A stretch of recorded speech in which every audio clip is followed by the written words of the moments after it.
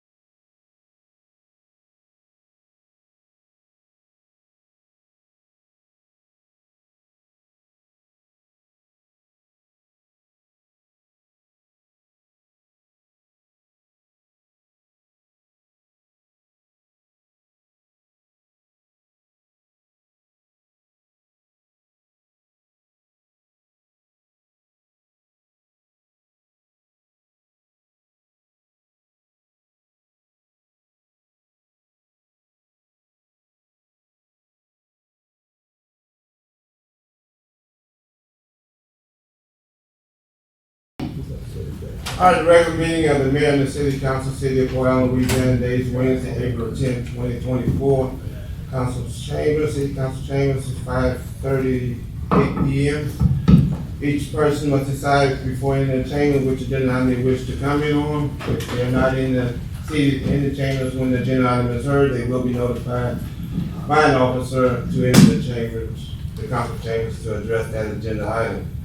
Agenda, please silence all electronic devices. Agenda item number 1, call to order. Agenda item number 2, pledge allegiance. Everyone stand for the pledge.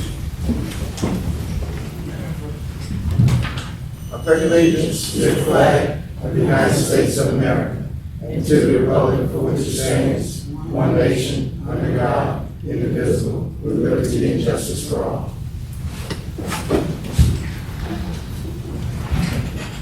Agenda item 3, roll call. Mr. Brown? Here. Ms. Gordon? Here. Mr. Hubble? Here. Ms. Lacy? Present. Mr. Revere? Here. Mr. Quam?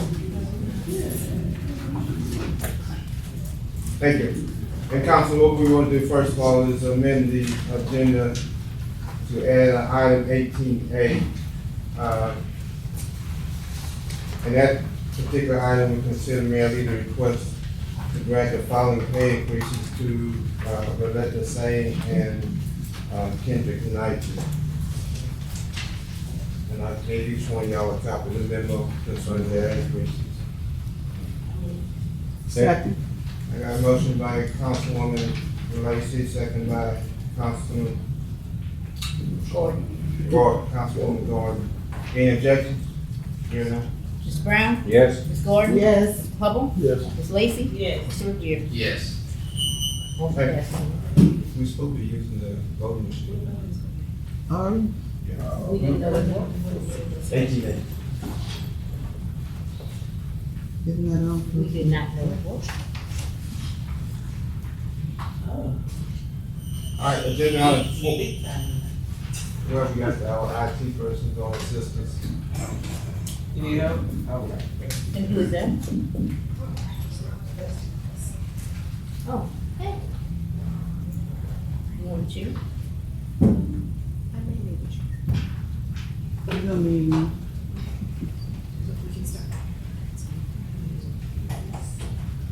I mean, I know how to do it, to set it up, but we don't.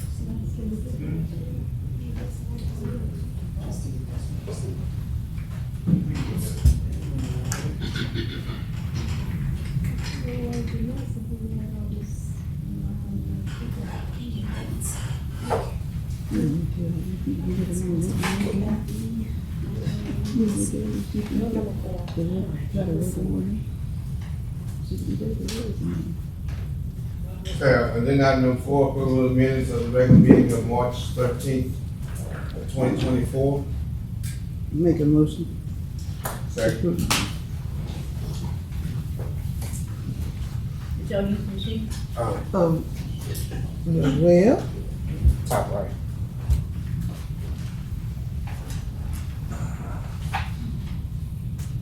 you got it.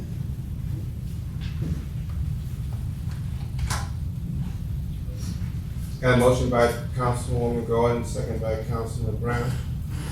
Any objection? The vote is 5-0. Motion passed. Agenda item 5, public comments. Comments from the public are allowed in accordance with Louisiana Revised Statute 42:11, section 2 through 34, and specifically limited to agenda items that be considered during the meeting. 3 minutes per person and 15 minutes per topic. Agenda item 6, a special presentation should be Apostle Ethelville. Apostleville. Oh, wait, one minute, Apostleville. before we get to that, agenda item 6,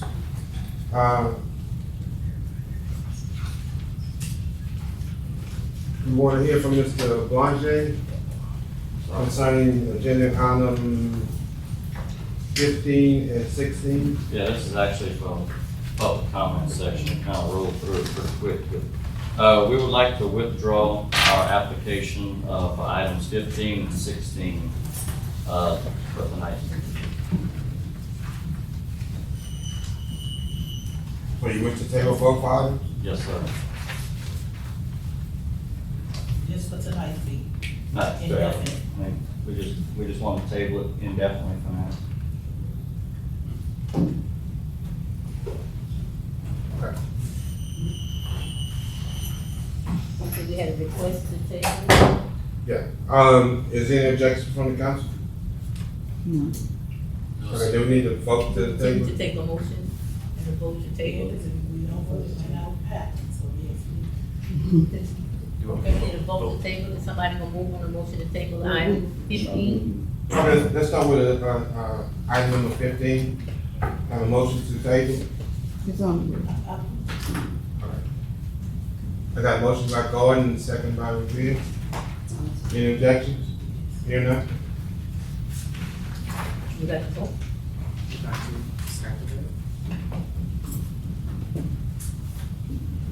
Five zero, man. I thank you. Item number 16. Same. I got a motion by Councilman Revere, second by Councilman Brown. Any objection? Hear none? You vote? 5-0, man. All right, thank you. Thank you.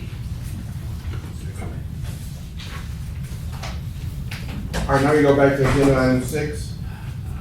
Special presentation to Apostle Ethelville. Apostle Ville? If the lady wanna speak on first.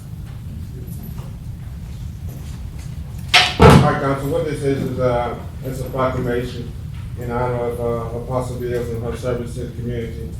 And I'm gonna read the proclamation, and I think, someone, in the audience wants to make a comment. But the proclamation reads, the mayor and the city of Port Allen proclaim March 12th a special day for Apostle Ethelville as she celebrates her 7th birthday.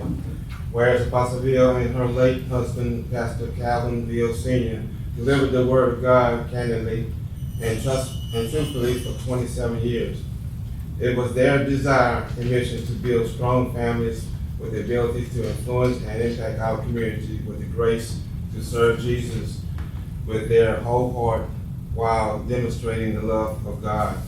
Whereas Apostle Ville continues to support and uplift this community through the rough times by organizing and performing many services throughout the city of Port Allen, such as the annual National Day of Prayer, the Mayor's Prayer Breakfast, the Prayer March Gathering, prayer walks, Christmas caroling, and many more. Whereas Apostle Ethelville, Pastor Calvin Ville Jr., and the church family at God's Children's Ministry Worship Center will continue to work together with everyone fulfilling the purpose and destiny of God in our lives and carrying out the great commission of the Lord. Whereas Apostle Ville and her son, Pastor Calvin Ville Jr., continues to serve under the leadership and direction of Dr. Bishop Ville Home of Christian International Ministries of Santa Rosa Beach, Florida. Now therefore, with it be proclaimed, and the mayor and the city council hereby encourages and support of this day be proclaimed as Apostle Ethelville Day. In witness thereof, I have here to set my hand and cause the seal of the city of Port Allen, Louisiana, to be affixed this 10th day of April 2024, signed by Mayor Richard N. Lee III. Congratulations, Apostle Ville.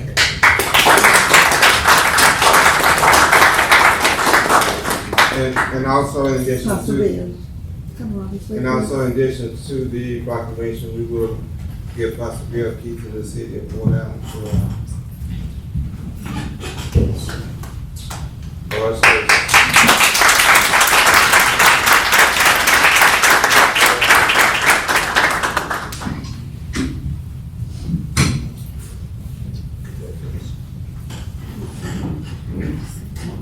We gonna take a photo, right?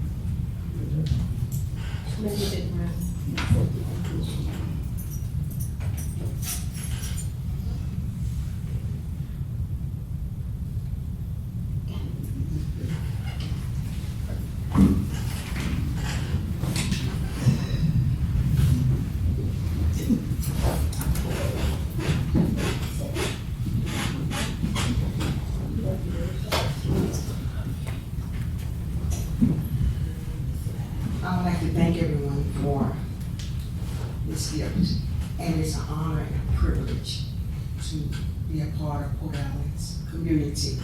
And I would love to see more of you guys out coming May 2nd, which is Thursday. This is the first Thursday in May. It's a privilege to walk, to pray, to release, and see the change that God has done since we've been doing our prayer walk every Saturday morning. I enjoy what I do, and as long as God tells me to, I continue to do so. God bless you, all of you.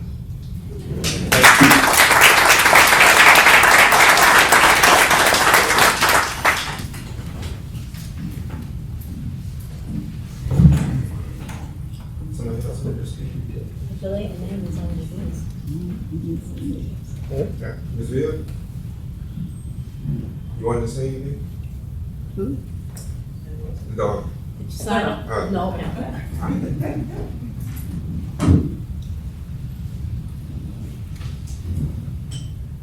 Hey, Councilor, just as Apostle Bill stated, next National Day of Prayer is in the first Thursday in May, and it's going to be held at the Depot. So we encourage everyone to come out and participate. All right, agenda item 7, special recognition for the death of former City Councilman Charlie Granger, and council on behalf of the city.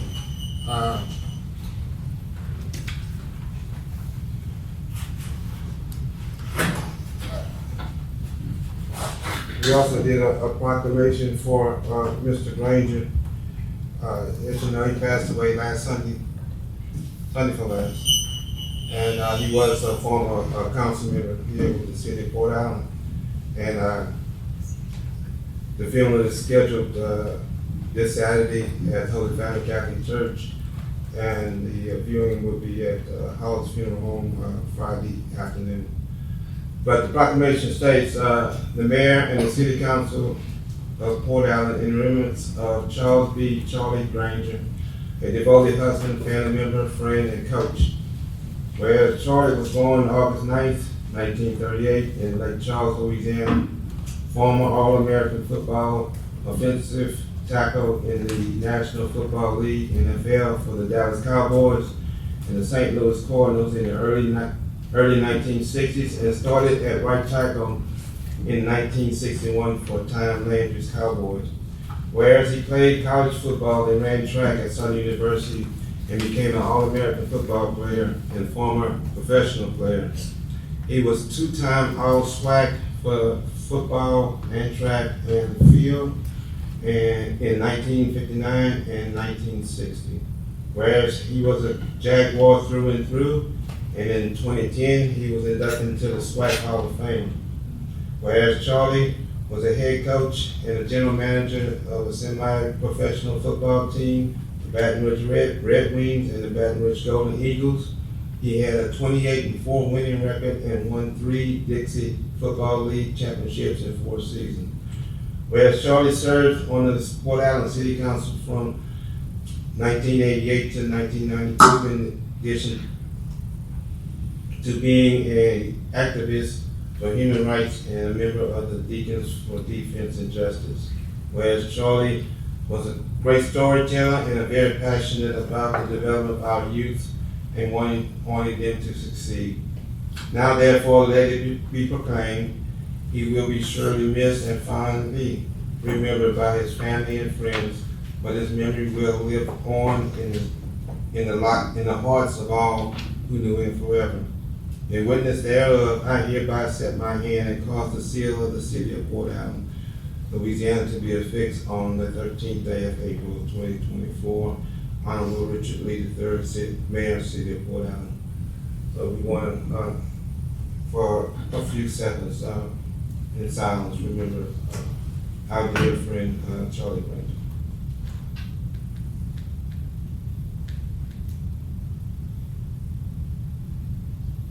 Thank you. And I will present this to Ms. Barbara Granger, his wife, this week.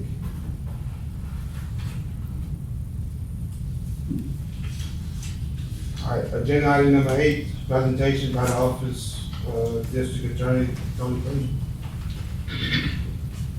Thank you, Your Honor. Ladies and gentlemen of the council, appreciate you for having me before you. I humbly come before you in a humble spirit, respectfully ask you to support this sales tax initiative to fund the district attorney's office. And here's why. It's only 0.25% of a cent, but mainly be paid by the chemical plants. But if you were to spend $1,000, it's roughly about $2.50.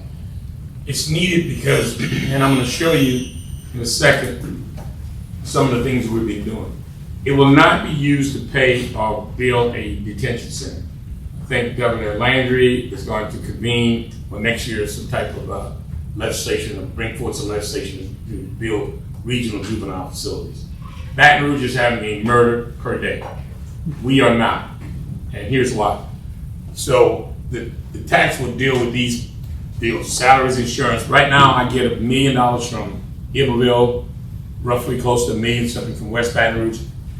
You folks get to keep your money because these offices will be self-sufficient. That's the move going around the state because of the crime problem. We do not have a major crime problem because we're pretty tough on prosecuting murder cases. But I don't want anyone to think that I'm asking for this sales tax initiative just to lock kids up. So the new aspect to is we will use this money for technology upgrades. Right now I get $100,000 from whenever he decides to give it, and I'm thankful for it, from Claude Pennington. I got cameras all the way coming down from West Baton Rouge all the way to Blackman and through Pointe-Coupee. So those are DA's cameras, and I'll show you some of that briefly in a second. Training for prosecutors. The President of the United States hired my chief of trials a year and a half ago.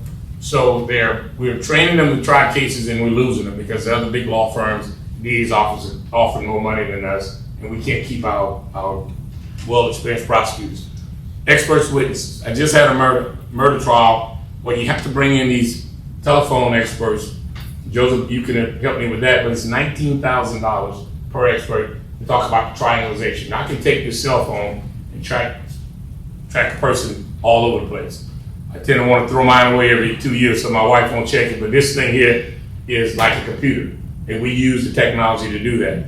Right now, with this money, I want to get our own DNA scientists over here. And the reason for that is they only take certain DNAs, and we have a plethora of cases where minor kids are molested throughout the district.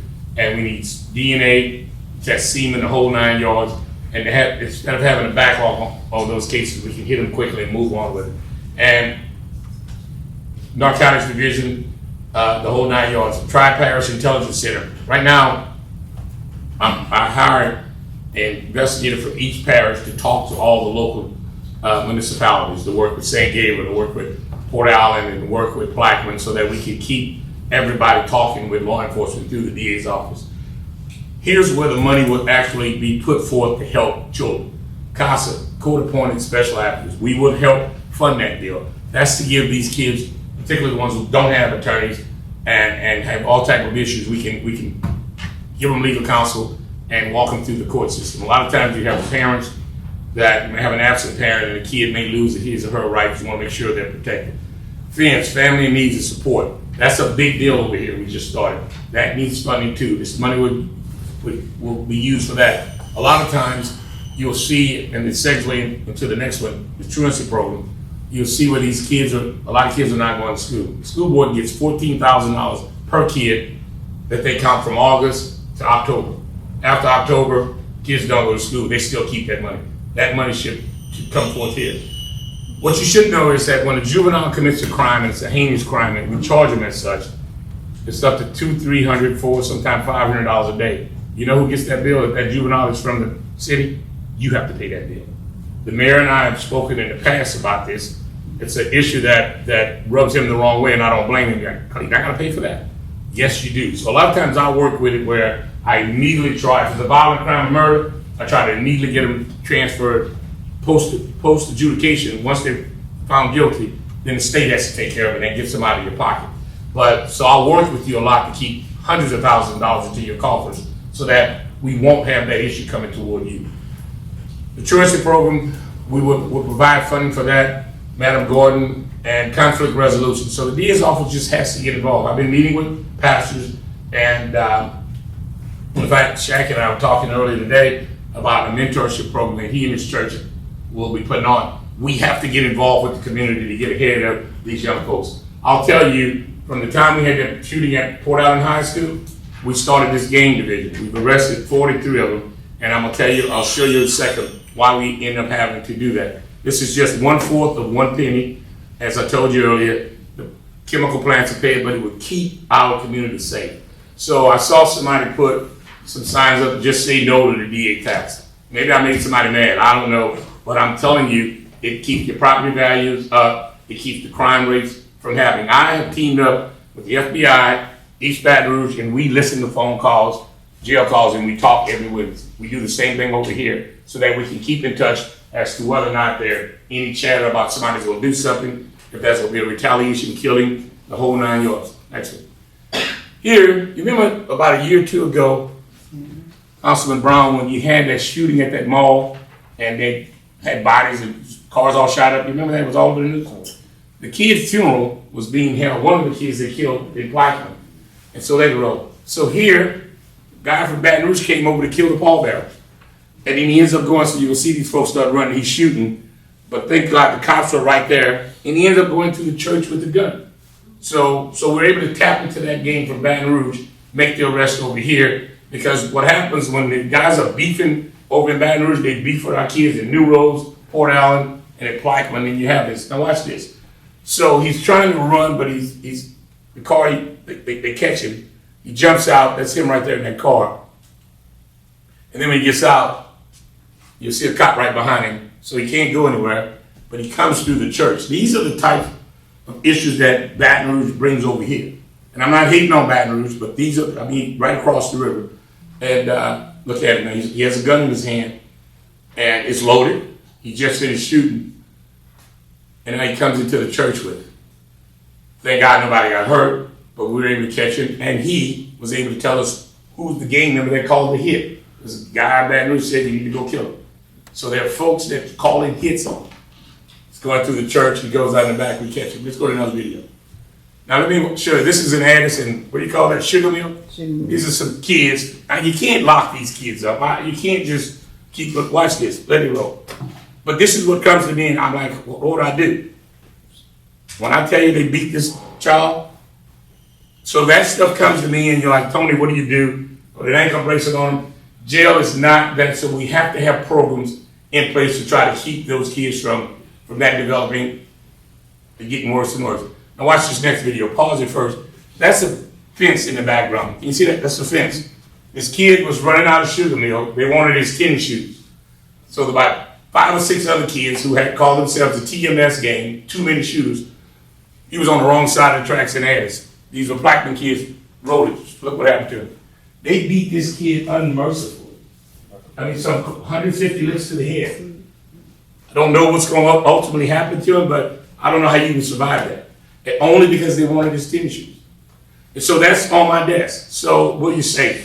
Clayton, how do you deal with that? I'll tell you, I was about to tell you earlier, we've arrested 43 since that killing from that Port Allen High School, and they all call themselves little gangs. And you can watch their social media. They got guns. We run the warrants on them, and it's amazing. But that beatings will go on a while. And I mean, just beating them right here, that's Blackman gang, beating up the little kids. And I only use the word gangs because they're not that well organized. They just, but sometimes they do a lot of violence. Go to your next video. This is a club right there in Blackman. Watch this guy in a white shirt. So he punches that guy, rightfully so, because that guy had been harassing everybody in Club Secret. Watch what happens. So 3 people got shot. So that comes to me. Let's go to another one. This is where the money was used. So let's look at this last one here. NCIC sex offender hit on D8 WBR. D8 WBR is one of the cameras I got to put here. So that's the sex offender coming from New Orleans, and we caught him. Stolen vehicles, we catch him. We have license plate readers. So we're using money to stay ahead of this criminal stuff, and that's what the money was for. Tony Clayton will never take a raise. I don't care about getting a raise. It's not for me. It's for me to keep the best prosecutors over here and to keep our place safe. Let's go to the next one. Now watch this, and I think this is the last one. I have a black pickup truck like that. So there was a gang called The Young and the Reckless out of New Rose. We convicted him. I know you may have seen it on TV. This is in, what was that street? So what they do is in the morning time, they check your cars, mostly trucks, because they know we keep pistols. I have pistols in my truck. They check the handles on the truck, let it roll. They're checking the handles. Now they're checking your houses. Now watch what he comes out with. So while he's doing that, there's another car that's driving behind there with a son. You see he has a pistol in his hand? Somebody came out, the owner came out to confront him. 35 shots were fired. The owner didn't die, but one of the kids who were breaking in the car, they killed one of their own buddies. Do not, you see this happening, do not approach him because this is what's going on. So we put dummy cars out at night to try to catch them, just to make sure that folks in the neighborhoods are safe. So when you hear a bunch of stuff about Clayton trying to get a tax, dude, it is what it is in terms of being, if it's murder, you're gonna have to deal in the courtroom. I'm gonna try my case. But what you don't know about me is that most of the time these kids get second and third chances. And so that's just the guy that I am as the prosecutor. I'll tell you the statute says you shall fund the DA's office, but I should create my own funding like they're doing in other states so that I can fight crime. Help me fight that. It's not for any issue about me wanting to do anything nefarious with it. It's only because we got a pretty good reputation over here, but I'm fair, and my folks are fair. Come talk to me, open door policy. Thank you for allowing me to come before you. And Mayor, if it's okay, can I ask if any questions anybody may have? Okay. Anybody with any, and I ask the audience too. See Harry Brown up there, he got a story about him, but anyway. Thank y'all for letting me come. Ms. Lacy, you're not gonna ask me now. Well, I'll stay up all night waiting on your question. That's where you were. Go ahead. But yeah, just from listening at you, I think I have learned a little bit more about what the funding is for. But I don't think that our constituents, I don't know if you get the calls like we get the calls, do they understand? Like where we could maybe have some open dialogue about this, about the tax proposal. Because like you say, maybe a lot of misconceptions that's going forward.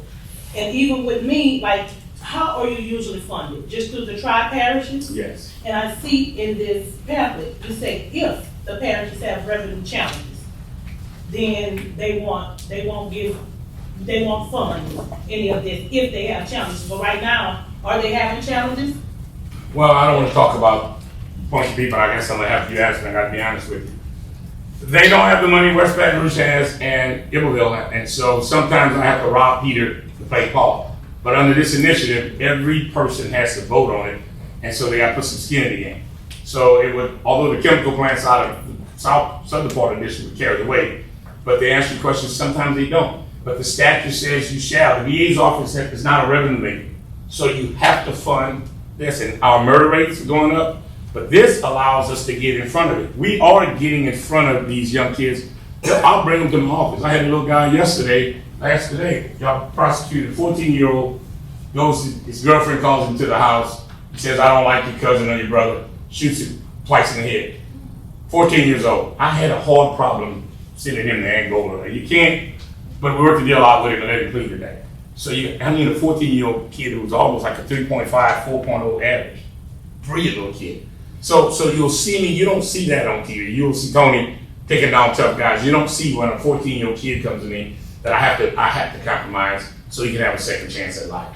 So yes, but to answer your question, the funding mechanism is mandatory, but West Baton Rouge gets to keep their little $700 million and put it back to y'all, whatever they want to do with it. It goes back to Port Allen, Addis, Bruley, and however y'all want to give it up. If that's in y'all pocket, then I would be able to use the big ticket items to service this DA's office. So it would save you a plethora of money. And additionally, the state is rolling off 0.45% off of sales tax this year, so you won't even see it. So you 0.5% is coming off. This is 0.25%. You got all your questions written down. You got more? Yeah. I mean, but I give Go ahead. Yeah. anybody else up. I know you talked about the gang task force. And I also learned that since that task force was created, that the crime, I guess with the juveniles, has decreased. It's dropped. It's dropped. But let me tell you something. I got, what is Grant? What is he? He's in somewhere. There he is, Trenton. The FBI sitting there, that little guy there. They work. He listens to the jail calls, the little guy in the suit. He's something. So he listens. How many calls you listen on his last one? Over 1,000? Just about. So he can tell, like I'll call it, there's a guy named Rico. We'll put it up. We know who's calling the hits on certain things. So he has to listen. That's all he has to do. You gotta get on their phone because they will tell you what's going on out in the street. So we get in front of it. And so we picked up, like I said, 43 just in this parish. I'm not counting Iberville and Ponca Peak. Ponca Peak is beef with the kids here and beef with the kids in White Castle and Blackman. So you see us like, oh man, you just twirling around trying to get ahead before they do something wrong. And now I'm gonna have a murder, maybe 2 or 3, but I'm not gonna have what they got over there because we're on top of it. And that's what this funding is for, to allow me to be able to help a kid. And I found something. I made a 14 on the ACT test. I probably was, but I ended up graduating from college. And I'll tell you this, I do not prosecute kids that I don't see them. They went to Southern, LSU, Baton Rouge Community College. I don't see them. Even high school. The education is the key. So if I grab that little guy and find a way to educate him, then I'm not gonna see him. And my last point I wanna make about this, Councilman Brandon, remember we had that killing up at Rax? Remember that shooting? we prosecuted the shooter for murder. He's in Angola. But there were 6 other kids that surrounded the kid, wouldn't let him go so he could do the killing. Well, I charged all those other kids, was 5, with manslaughter. And I suspended the manslaughter. I said, I tell you what you do. If you come back, you go to Baton Rouge Community College or Southern and bring me a process technology degree, I will drop the manslaughter charge on you and you're free to go. You don't, you're gonna give me my 5 years. They all enrolled in college. So I have to be creative with this and say, how do I work with this as opposed to throwing all these kids away? You don't hear about that, but that happens every day with us. Our first assistant is Becky Schutz, and so she deals with the administrative part, and she takes her with the lawyers. She's in charge. Make sure they're trained, make sure they're ready to go to court. I'm called from Caddo Parish down to Calcasieu to come try cases for them. Can you come help us try cases? I said, my folks not gonna let me do that. I look at the mayor, I'm standing there a bit too long, he's getting tired of me. But we're being asked to go help folks all around the state for what we're doing here. But the key to this whole job is to be compassionate. And although I talk tough, you see me on TV, sometimes I cry at night. So I have to go to murder scene. So I hate to say that in front of her, let me Councilman Gordon, but I'm probably a big old guy you can push over. But I have an issue when you kill somebody else's kid unjustifiably. You have to pay the price. Do you have an issue with these unsolved murders? So yeah, let me tell you about unsolved murders. In order to solve a murder, you really have to have the most evidence in the first 48 hours. A lot has to do, unless you got a camera in the sky to watch it, it's gonna be tough. You got one of the best homicide detectives I've ever came across in my life sitting here in Mercy when I was over there. So, but they gotta do it 24/7. DA's office is not allowed to investigate. So my job, I can't investigate. I can consult, I can talk to you, but the cops have to do the investigation. And then you bring it to me. To make it fair, I can't do the investigation and prosecute. So there has to be a line of demarcation. We need help with some of our police departments. We have to, because that's the problem with your unsolved murders. You're not gonna solve all the murders. Across the country, it's like 49, 50%. 50% go unsolved. So we work on it, we got the cameras, we need the community involvement, and folks are beginning to buy in. I mean, when I grew up as a kid, although I don't look that old, but Harry Brown, Chief Brown was my chief. My alarm went off at my house, he was there, the chief. And when he was there, my mama was there. She saw him, she called me, she said, who this tall, dark, handsome guy is? I said, go and tell my daddy. But anyway, he came to my house. When my alarm went off, he was there. And not because I was Tony Clayton, it's just, that's what you gotta do. You gotta get in the skin, get in the community. And community involvement, I know is very, very important. And that's my issue with you. Community involvement. Everybody. Yeah, but I would like to see more of Tony in the community. That is very important. If you want to let's just say, you want your taxes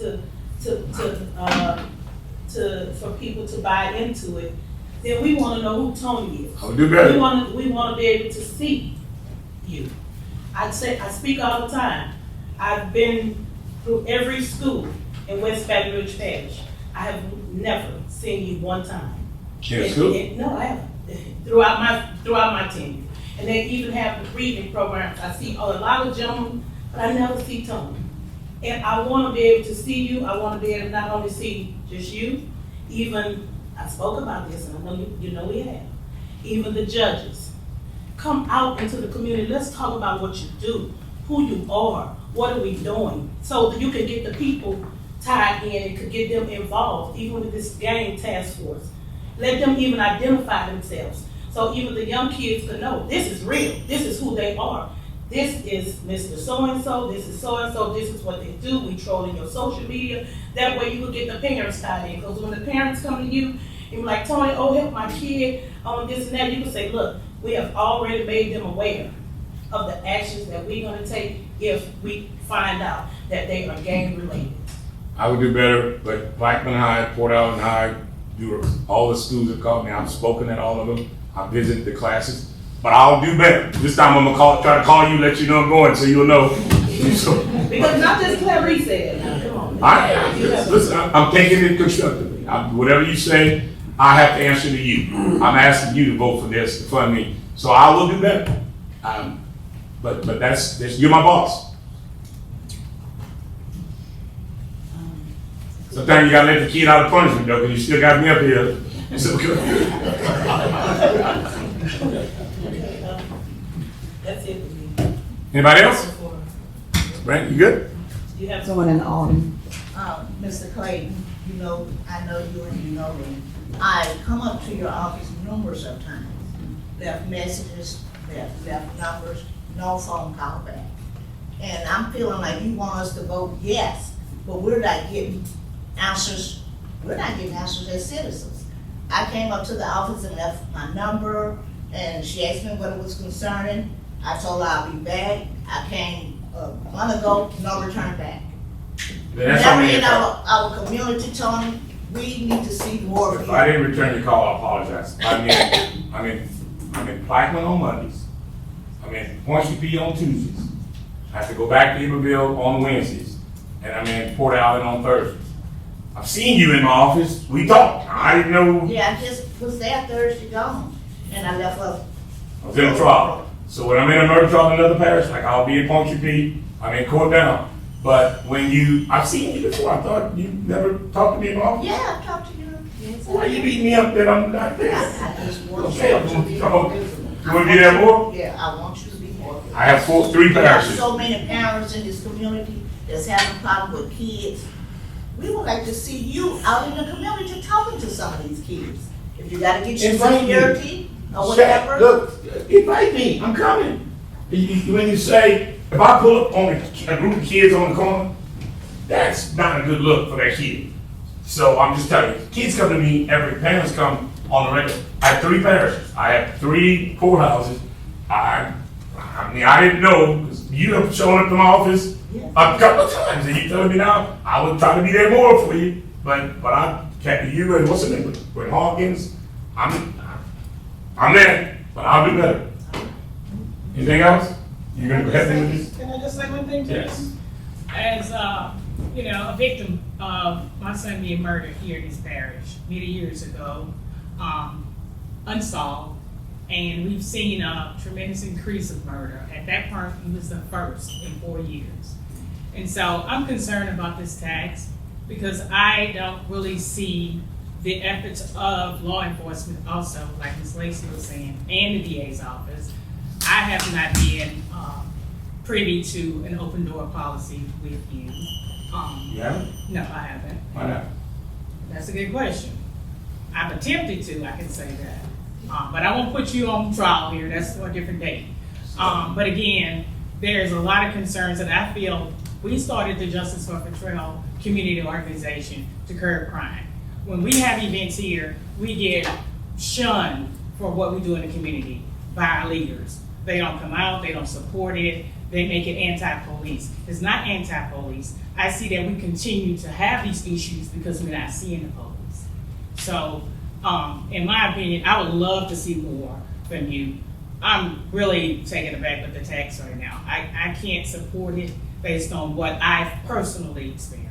And I understand. So I would love to see But more. Ms. Sterling, my heart goes out to you. I don't know about that, but Well, we're it not gonna does. get into But that. let me tell you, I do believe that the DA's office can investigate. I do believe it's gonna be dissolved. I do too. I do. And I'm gonna tell you, my heart does go out for you. And I'm sorry, but my hands are tied. I have to get the report from them to me. It's nothing, I can't be proactive. I'll tell you, I've had some sensitive meetings about your son's case. Sensitive meetings, and I still do. And I won't rest. Me- I don't know, and I'm with you. But I'm sorry that you say you don't see. Now I'll do better. But I hope you reconsider. But if you can't, you can't. But I'm telling you, I'm using it in the right way, and I need it to help solve murders like yours. It's unsolved, and we will keep working on it. And I believe that we're gonna get some. And I can't say anything about it. I will at some point tell you everything. But I can't now because it has not closed. It's not a closed file in our office. No, it's actually. Thank you for what you said. Look, constructive criticism. I'm a big guy. I'm gonna take it. I don't feel good, but I have to take it. Anything else? Well, I want to say something. Mr. Mayor, like I said, I was chief of police elected 4 years ago. And I vowed to help you out to get this resolved and everything. There's a lot of things that I could have did better. And like I said, this is my first term and I'm learning at my job, but I have damn good officers, damn good detectives that are working to resolve what's going on in our city. Everything is not going, at the flip of a light switch, it's going to be done today and it's going to be solved tomorrow. I mean, we found out who killed that young lady back in 2020 in Catherine Square. The detectives got on that was solved. We made a conviction. They got that young man, went to prison. We found out who killed Mr. Moore. So it's not about, we need that village to raise our children. We don't have that anymore. We don't have nobody, all the villagers that raised us are gone now. So we need that new generation of villagers to come up. It's our job to protect and serve and to guide these young people straight, but we need the parents involved also. They're a crucial point in this just as we're a crucial point. Information, we're not gypsies. We can't look into a crystal ball and find out what's going on. We need help. We need help from anybody that sees anything. I understand that people think there's going to be consequences and repercussions by what they say, but if you can prevent somebody else, child or individual, man, woman, whoever it may be, from getting killed, we need that. We need that. Port Allen's is great. I was raised here.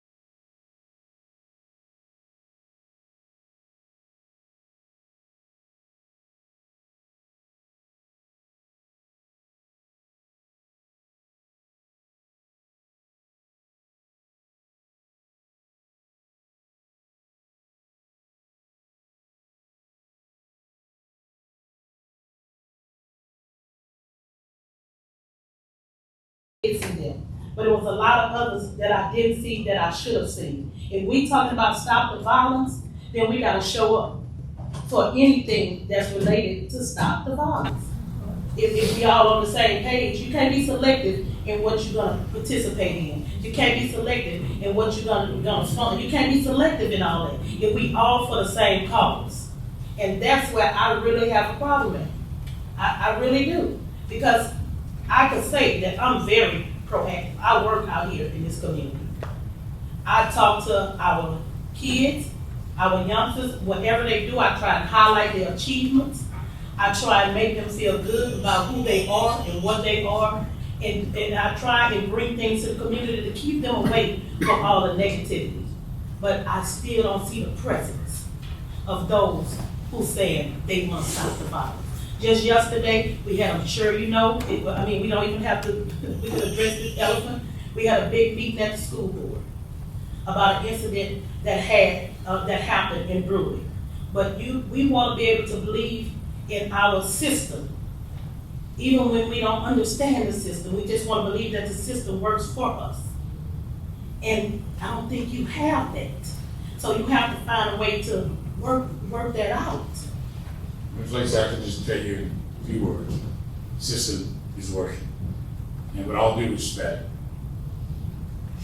come sit with me one day and you'll see. You'll see the hundreds of kids that come before me. The other day, a kid came with 2 bags of marijuana, but he was about to graduate from Southern. I dismissed the charge. Go graduate, get out of here, get your job. So you don't know that part about me because that's just what you don't know. But I'll tell you that the district attorney determines what the crime is. And a lot of those kids who look like me, I help. Kids who don't look like me, I help. I understand you saying maybe I need to be at more soccer games, I guess. But it's a full-time job, fighting crime. My phone stays on all night. Get up the other night, 96-year-old lady was natural cause, but I had to go check to see what she died from. So I'm there, and we're working, and not only me, the folks at that DA's office are working.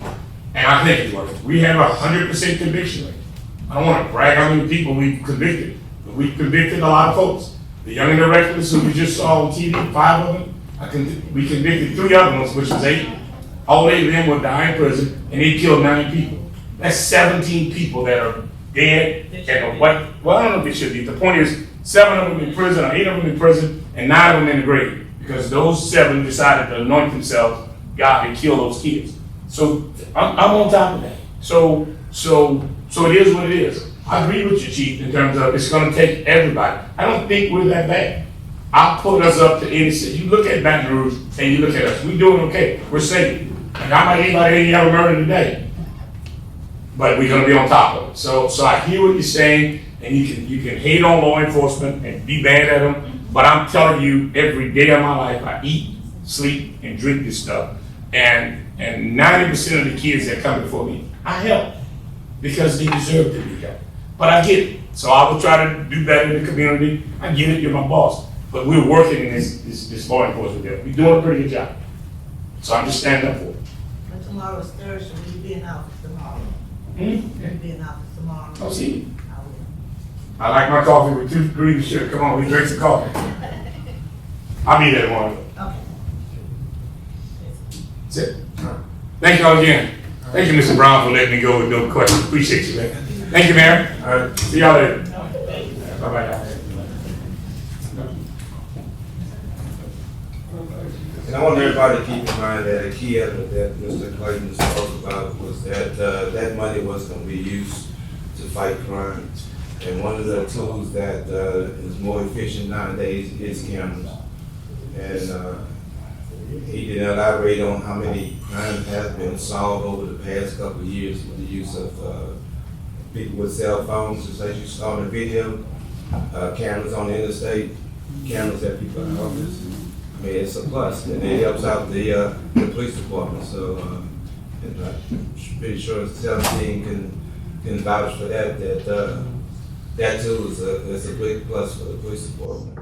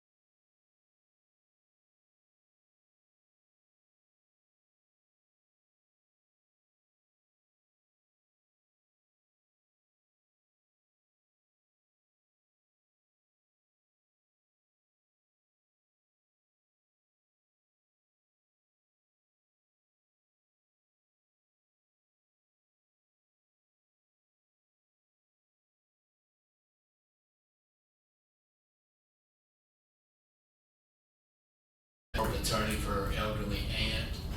And Stephen, if you and Christy want to, this is Stephen and Christy Shea Snyder, they are the property owners. And we all met along with their contractor Monday afternoon at the property. And yeah, everything was resolved.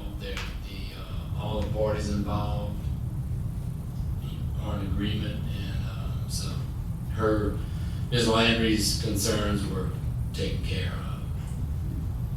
I would just say after the downpours of today, there was no standing water between our lot and her lot, and that was the main cause of concern. So what is she agreeing to? We agreed to put a ditch on the property line. We will pay for the cost of, it's on a small ditch to run out to the swale. Well, I mean, as far as the service, the variance. We don't need a variance on her side. I think So, y'all gonna do the 8 feet? there was a slight miscommunication about variances on both sides. Right. We only actually need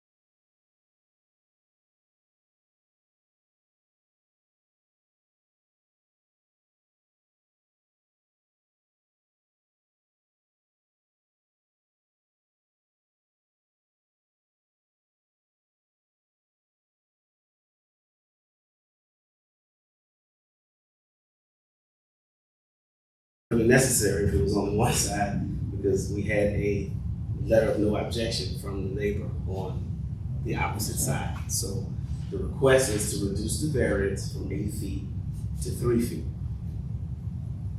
on the east side of the property on 730 Avenue C. And that's the side that the neighbor gave the letter to. Of no objection. I have that letter in the file, which I referred to last week in discussion. So the motion needs to be to grant variance on the east side of the property. Yes. We have a motion. Yeah.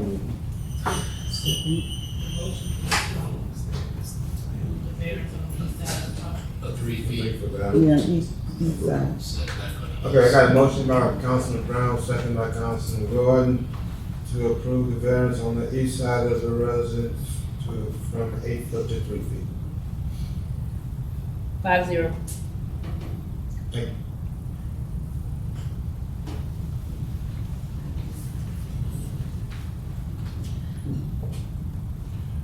Agenda item 14, consider approving the monthly financial report. Ms. David said here today, she took off sick. Is it take for that? She presented Okay, so y'all approve? Yeah, she did correction. I got a motion by Councilman Brown, second by Councilman Lacy to approve. Any objections? Hearing none? 5-0.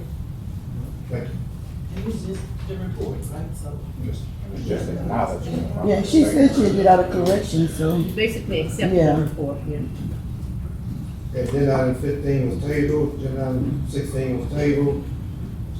Agenda item 17, consider authorizing mayor to advertise and hire the following position: mechanic assistance in fleet management and a labor one in roads and drainage. The council, as I told you, at the earlier meeting, committee meeting, the gentleman that we was intending to hire as a mechanic assistant withdrew, and we opened that back up for advertisement, and the labor one position came available because one of the labor one workers decided to move to sewer. So at the sewage, plant, they have enough working now since the The other guy was there? Do you Once know where he- short-handed? Yeah, once he officially takes over that vacancy, yeah, there was always a vacancy in that position. Right, so he should be fully staffed not to Right. handle everything, right? Okay. Got a motion? We have a motion by Councilman Brown, second by Councilman Gordon. Councilman Gordon, Mhm. any objection? Hearing none? 5-0, Mayor. Thank you. Agenda item 18, consider authorizing Chief Hicks to hire Kevin Bergeron as a post-certified officer at step grade 112B. Chief? Evening, how y'all doing? Good evening. Last Wednesday I was, unavailable to present Mr. Bergeron. I was, kinda under the weather. Just to go by, he had a outstanding interview. He passed his matrix. He has law enforcement experience, called seasoned officer. I think his age and maturity as a law enforcement officer will benefit my department very well. And I think he'll make a great asset to my department. I have Mr. Bergeron here if y'all have any additional questions y'all want to ask. I assume that's his son in the back? Yes, ma'am. Motion. Any questions? You gotta take a motion. I got a motion by Councilman Brown, second by Councilwoman Gordon. Any objections? Hearing none? 5-0, Mayor. Thank you. Well, Well, congratulations. Thank you. All right, agenda item 18A. Consider Mayor Lee's request to grant the following pay increases to Manette Lassane, Administrative Coordinator Secretary. She completed a 6-month probationary period. Increased step and grade will be 111A to 111B, effective March 19th. We can do it in global if you wish. The second one is Kendrick Knighton, in water and gas operator trainee, who completed 6 months probation. The increase on March 31st. And his step and grade will be 109A to 109B, effective March 31st.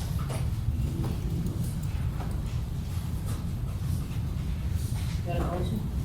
I got a motion by Councilman Brown, second by Councilwoman Gordon. Any objections? Hear none? 5-0, Mayor. Thank you. All right, agenda item 19.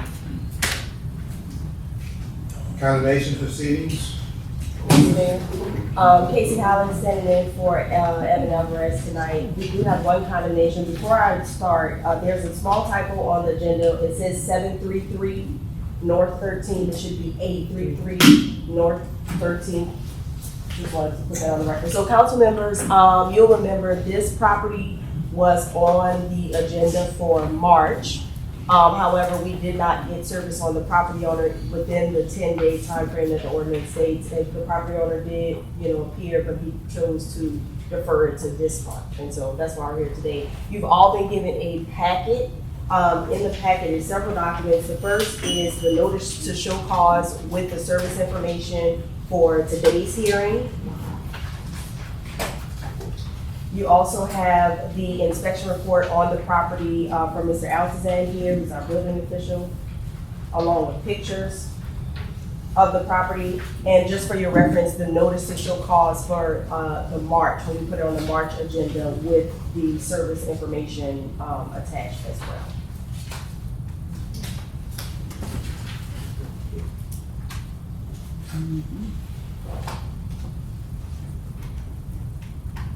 Okay, so I have Mr. Altazan here to give a report to you all of the status of the property as it is today.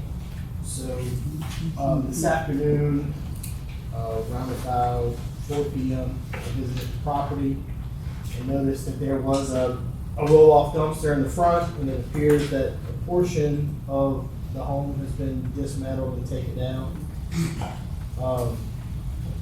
Portions of the roof are still in a state of failure and collapsing.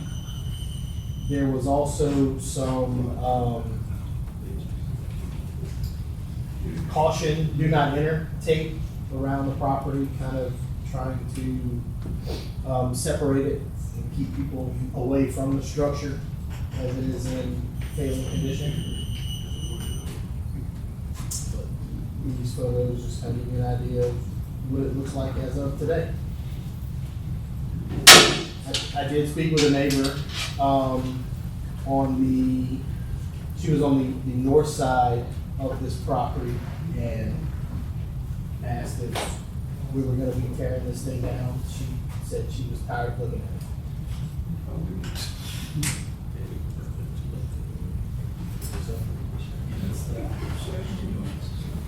Last one. Well, give me.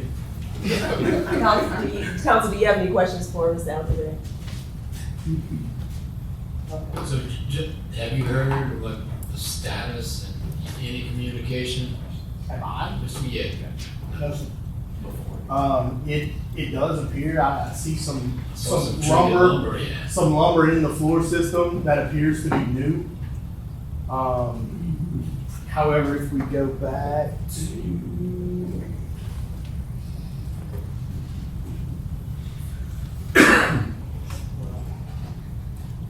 this photo, there's still a considerable amount of rotted, deteriorated floor frame that's still present. Yeah, it's not coming up.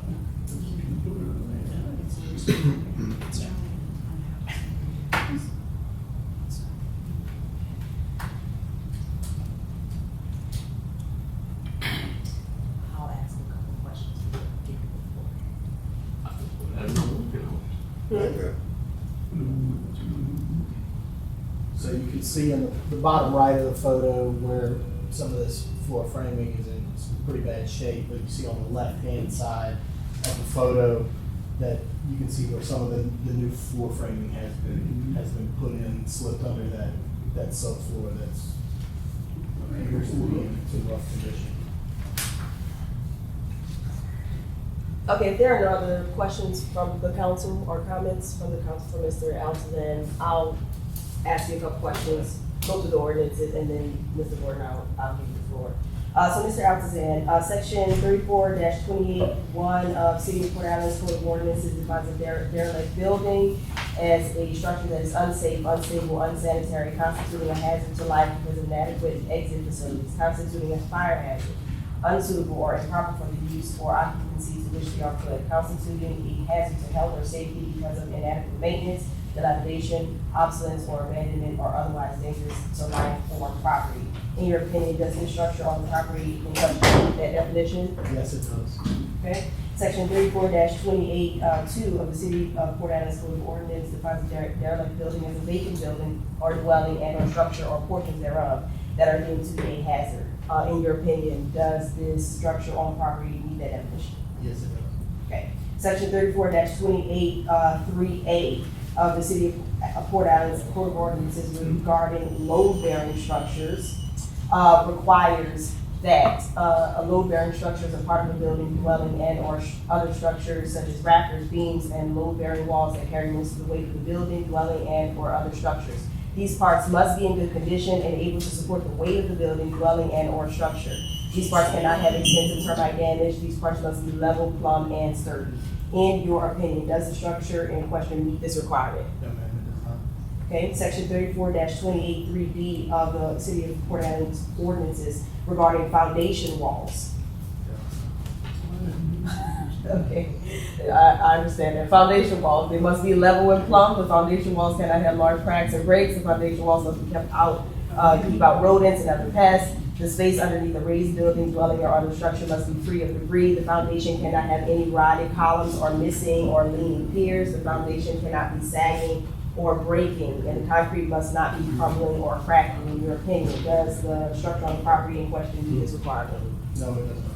Okay. Section 34-28-3C of the City of Port Allen's Code of Ordinances regarding exterior walls requires that the exterior walls must be level and plumb. They must be free from large holes, breaks, and loose or rotting materials. They must prevent water and wind from entering the building, dwelling, and or structure, and they must be watertight. In your opinion, does the structure on the property in question meet this requirement? No, ma'am, it does not. Okay, section 34-28(3)D of the City of Port Allen's Code of Ordinances regarding roofs. It requires that roof cannot allow rain or wind to enter into the building, dwelling, and or other structures. Roof cannot have broken or loose materials. Shingles splashing, felt paper or tiles must be in good condition. Roof cannot have extensive termite damage, except for a period not to exceed 1 year following roof damage caused by a storm. The roof cannot be covered with temporary covering. In your opinion, does the structure on the property meet this requirement? No, ma'am. Section 34-28(3)F of the City of Port Allen's Code of Ordinances regarding rodents. It states that the property has to be maintained so as to keep rodents from nesting and to prevent rodent infestation. If rodents are found on the property, rodents must be exterminated by approved processes. After the extermination, the cause of the infestation must be fixed. In your opinion, does the structure on the property meet this requirement? As much of the structure that was open, I didn't see any rodents. but Okay. I also didn't see anything that would prevent them from getting there. So they were not present, but there was also nothing preventing them from being there. Gotcha. Okay, sections 34-28(3)H of the City of Port Allen's Code of Ordinances regarding stairways, steps, decks, porches, and balconies requires that structures cannot be in danger of collapsing. Wood cannot be significantly weak, damaged, and or deteriorated. Structures have to be anchored to the building, dwelling, and or other structures and must be able to support the structures which they were designed to support. Stairways cannot be blocked, steps cannot be missing. In your opinion, does the structure on the property in question meet this requirement? Yes, it does. The stairway is just a solid concrete block, and there are no porches anymore, so Okay? the stairway is fine. Okay, section 34-28(3)I of the City of Port Allen's Code of Ordinances regarding handrails and guardrails states or requires. These must be firmly fastened and capable of supporting normal loads. The wood cannot have deteriorated to the point where it might collapse. They must be of the proper height, and they must be secured and anchored to the building, dwelling, and or other structure. In your opinion, does the structure on the property in question meet this requirement? No, it doesn't, because there are no handrails or guardrails.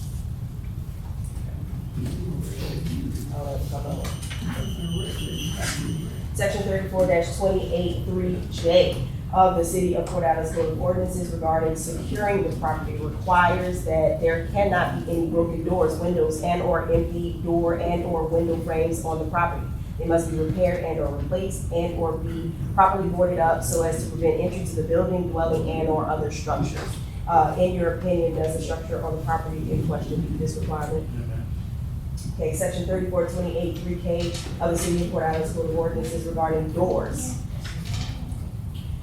requires that doors, door assemblies, and door hardware cannot have significant deterioration. Screens cannot have large tears. Glass doors cannot be broken. A door must fit into the door frame. In your opinion, does the structure of the property in question meet this requirement?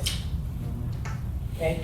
Last but not least, section 34-28(3)L of the City of Port Allen's Code of Ordinances regarding windows, skylights, and door frames requires that these must be in good condition and weather tight. These must be, they must prevent water and air entry. The windows must be operable. Windows that open must have fully functioning locks. Windows cannot have any panes missing or broken. Door frames have to be in good working order. Door frames have to be level and plumb. Door frames cannot have extensive deterioration. In your opinion, does the structure on the property in question meet this requirement? Amen. Okay. Thank you.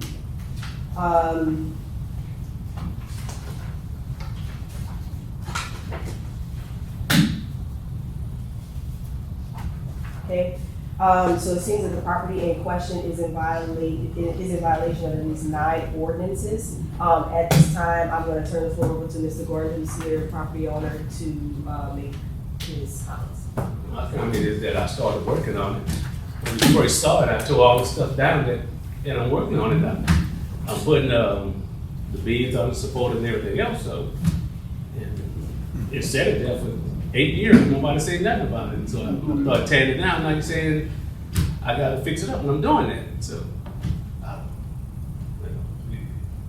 whoever complain, I put it this way here, 70 miles an hour wind ain't nothing fail today. But I am working on it. That's all I can tell you.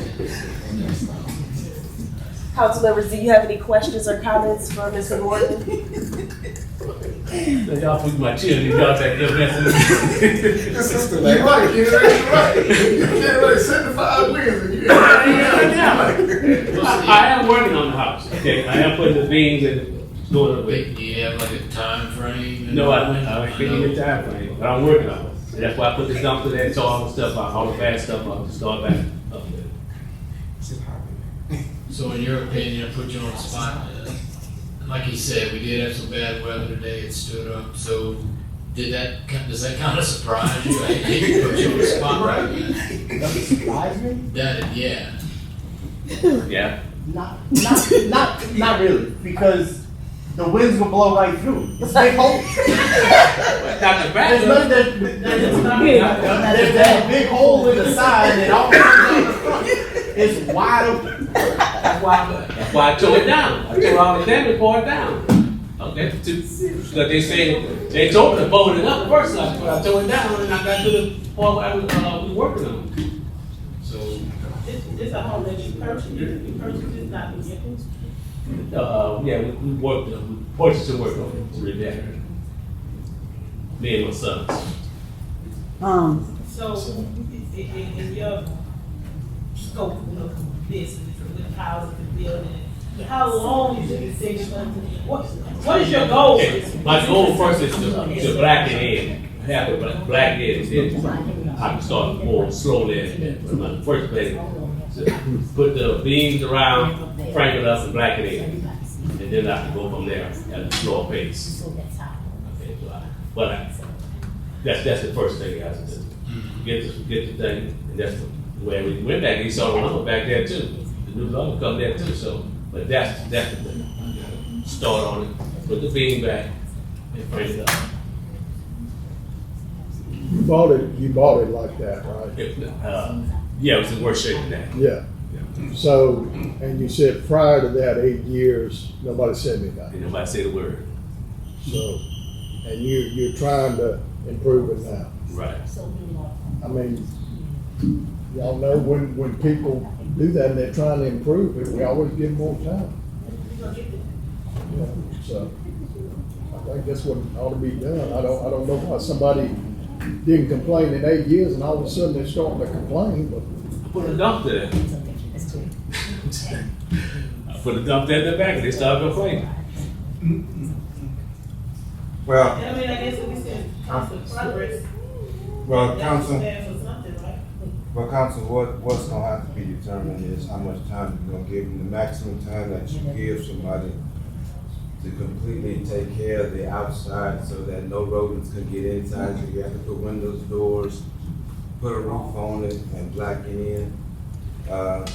If you can do that within less than 120 days, I'm gonna Well, I guess recommend. give it at least 120 days. Yeah, then it's the recommendation that the council do go ahead and recommend that it be condemned otherwise, unless you can do it within 120 days. Okay, give me 120 days. So the option would be to condemn and order that it be torn down, or to condemn it and order that it be repaired, and give them at least 120 days. I would say maximum 120 days. So your options is to, number one, condemn it and order that it be torn down, or condemn it and give the property owner at least 120 days to make repairs. To repair prior to stepping in and tearing it down. That's what she's saying. You gotta give them the 120 for the repairs to take place. And what are we gonna have to do in 120 days? Everything. He's He's gonna have to frame walls, he's gonna have to frame floors, he's gonna have to frame roofs, he's gonna have to frame ceilings. It could be done, you just gotta do it. Yeah, it can all be done. Yeah. Blacken it in when it's done. It sticks. Building with sticks. They build full houses in 4 months, all the time. That's fine, it's fine, it's fine.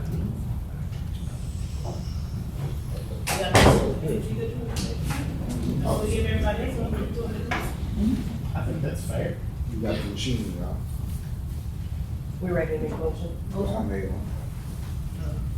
I didn't want y'all, you'll come to me. I'm gonna abstain because that is a family member, so I'm gonna abstain from voting. Yeah, so we give them 120 days. Okay, I got a motion by Councilman Brown, second by Councilman Hubble, and that is to go ahead and make repairs within the 120 days. And make repairs. Condemn and make repairs within 120 days, if not, then we'll proceed with the condemnation. Okay, thank y'all. Thank you. All right, well, 4-0, man. thank you. Government.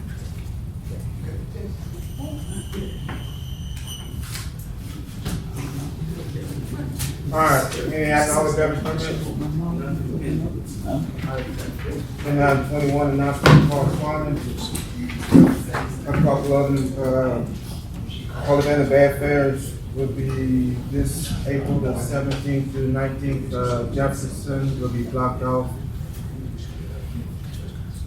The beginning the 15th, to put up the carnival rides, and it will be stay blocked until the 19th. That's between Kentucky and Florida. Also, as I mentioned earlier, National Day of Prayer will be May 2nd. That's Thursday at 6 p.m. at the Depot. We also had Jack's Bar celebrated 100th anniversary this past week. And I think Ms.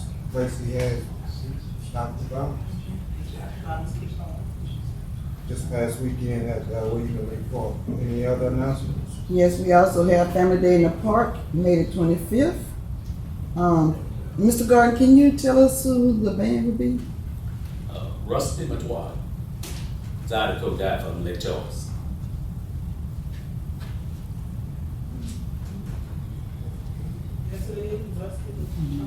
Why? McGuire. All right. Any other announcements? If there's no other announcements, you entertain a motion. Motion by Councilman Revere, second by Councilman Brown. Meeting adjourned. Wait.